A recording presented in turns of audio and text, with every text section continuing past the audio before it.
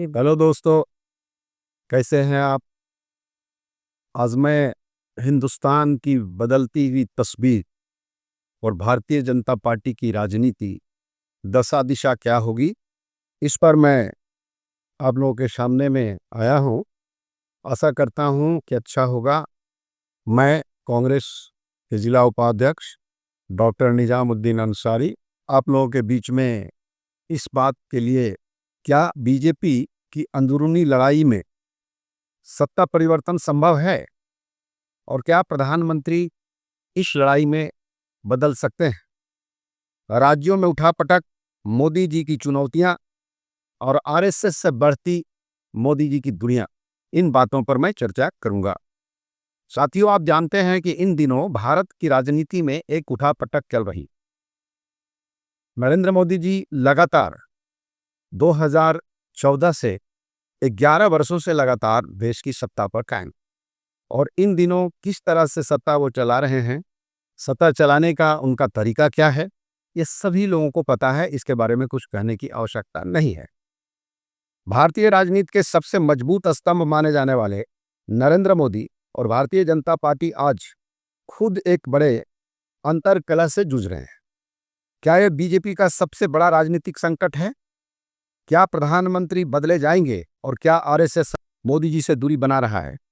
आज के इस वीडियो में हम इस बेहद अहम गंभीर मुद्दे पर चर्चा करने जा रहे हैं। साथियों, आपने सुना होगा कि आरएसएस के प्रमुख, संघ प्रमुख मोहन भागवत जी ने हाल ही में एक बयान दिया।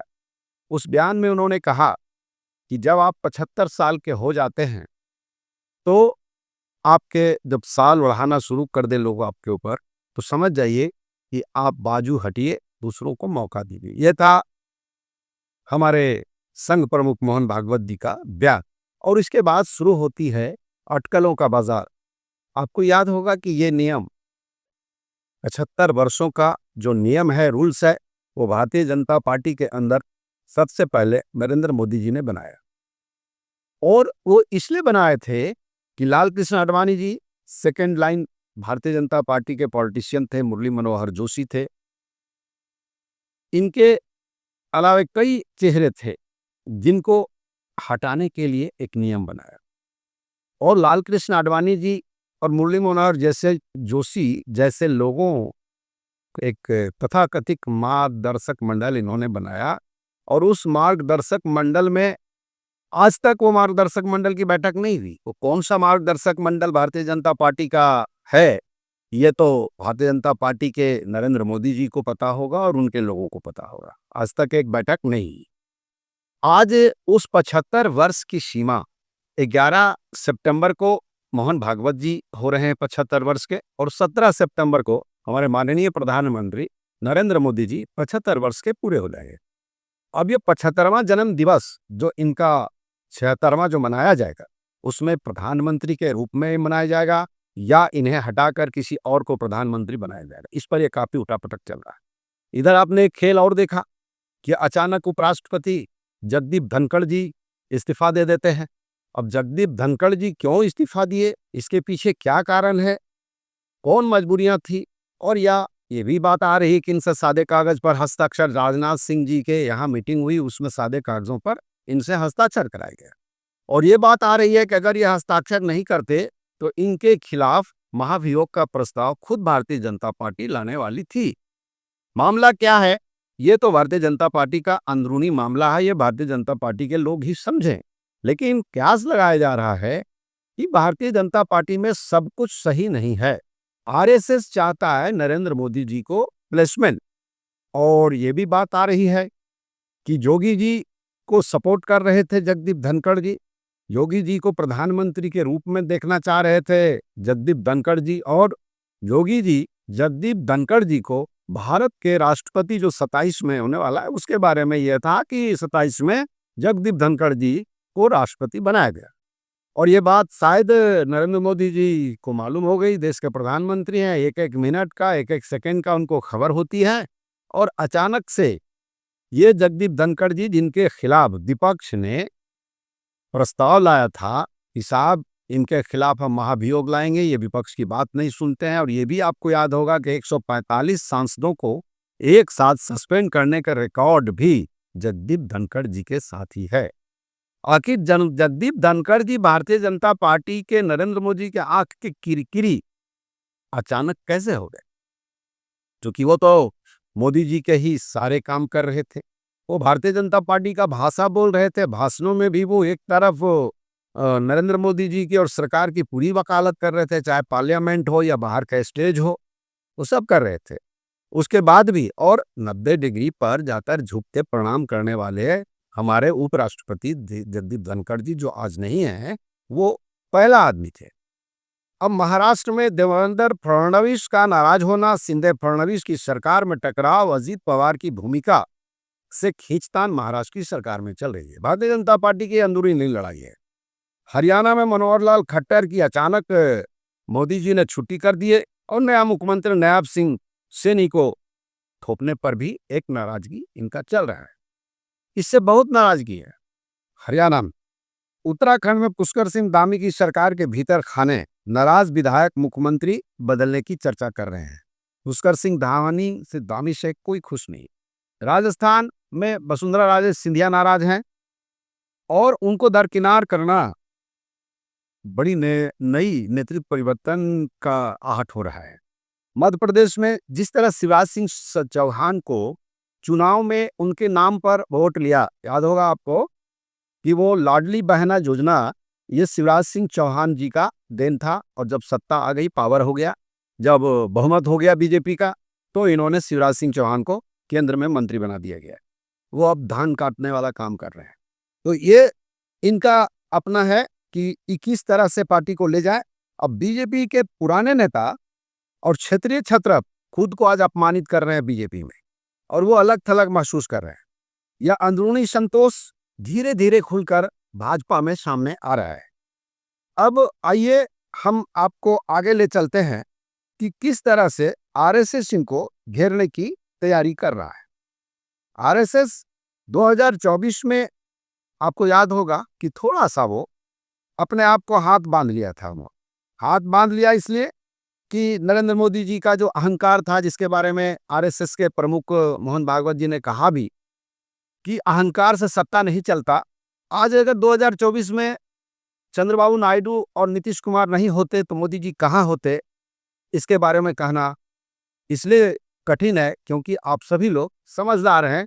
ये कहे थे ना कि मेरा क्या है फकीर हूँ जी, झोला लेकर चल पड़ूंगा। ज्यादा से ज्यादा ये मेरा क्या कर लेंगे भाई? नहीं बताइए क्या कर लेंगे? अरे हम तो फकीर आदमी हैं, झोला लेके चल पड़ेंगे जी। ये झोला लेकर 2024 में ही चले जाते। ये तो अच्छा हो गया कि प्रियंका गांधी बनारस से चुनाव नहीं लड़ी। अगर पार्टी उनको बनारस से चुनाव लड़ा दिया होता तो नरेंद्र मोदी जिस तरह 4 राउंड पीछे हुए थे वहां के प्रदेश अध्यक्ष से, प्रियंका गांधी होती तब तो ये आज कहां होते पता चल जाता इनको। मोदी ब्रांड अब पहले जितना असरदार नहीं दिख रहा है। दोस्त, मोदी जी का जो ब्रांड था 2014 में, 2019 में, वो 2024 में जाकर वो ब्रांड फीका पड़ गया। मोदी है तो मुमकिन है, ये नारा भी अब नहीं लग रहा है। अच्छा, पहले भी मोदी की सरकार बोला जाता था, अब एनडीए की सरकार ये बोलना शुरू कर दी है। आज युवाओं में बेरोजगारी है, महंगाई है और पेपर लीक जैसे मुद्दे हैं, तो छात्र परेशान है, हर व्यक्ति परेशान है, किसान परेशान है, और जो पढ़े लिखे लोग हैं, बेरोजगार हैं, उनके लिए मोदी जी के पास कोई योजना नहीं है। इस सरकार के पास कोई योजना नहीं है।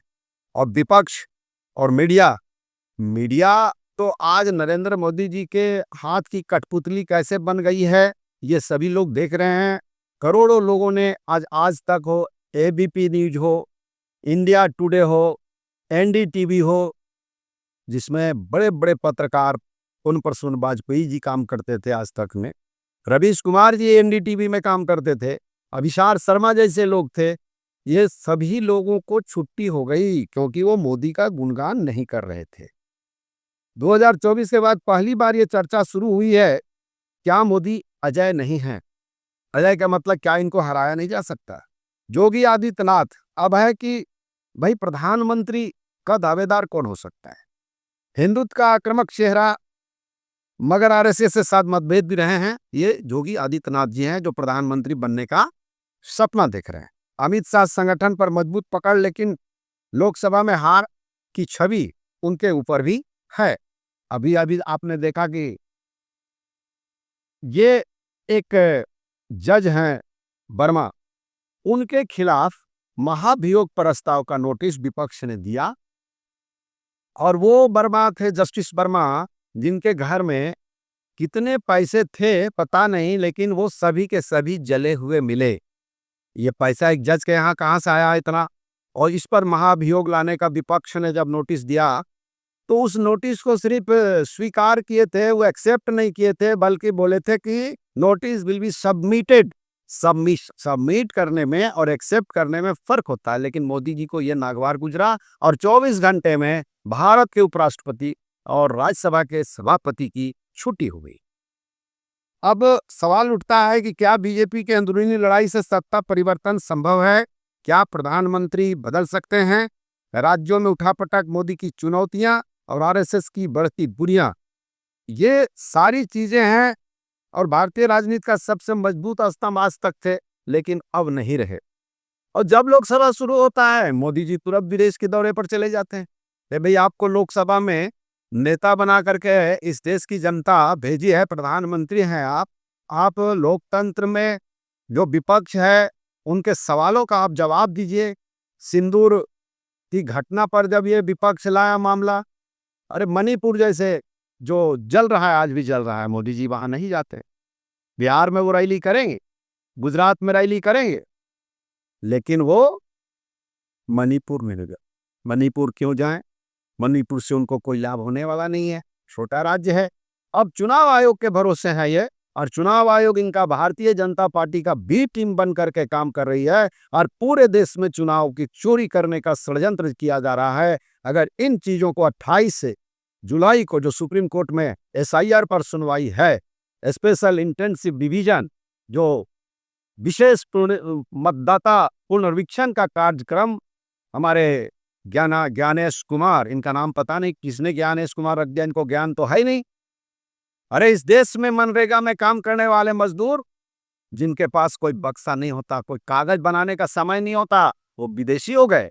आपके माता पिता, इनके खुद माता पिता का जन्म प्रमाण पत्र ज्ञानेश कुमार नहीं दे सकते, और भारत की जनता को ये उनके माता पिता का जन्म प्रमाण पत्र मांगा जा रहा है। अगर इन चीजों को नहीं रोका गया दोस्तों, इस देश में लोकतंत्र को जो राजतंत्र बनाने की तैयारी चुनाव आयोग के साथ मिलकर किया जा रहा है, बहुत ही बड़ा घातक होने जा रहा है। इस पर सावधान रहिए, सचेत रहिए, और इस लड़ाई के लिए तैयार रहिए। आज इन्हीं चंद बातों के साथ हमारा वीडियो आपका कैसा लगा, इसे लाइक करें, सब्सक्राइब करें और इसे शेयर करें, अधिक से अधिक जनता तक इसे पहुंचाएं। आगे आने वाले समय में जो भी बातें आएंगी, आप तमाम लोगों तक मैं इसे शेयर करूंगा। जय हिंद, जय भारत।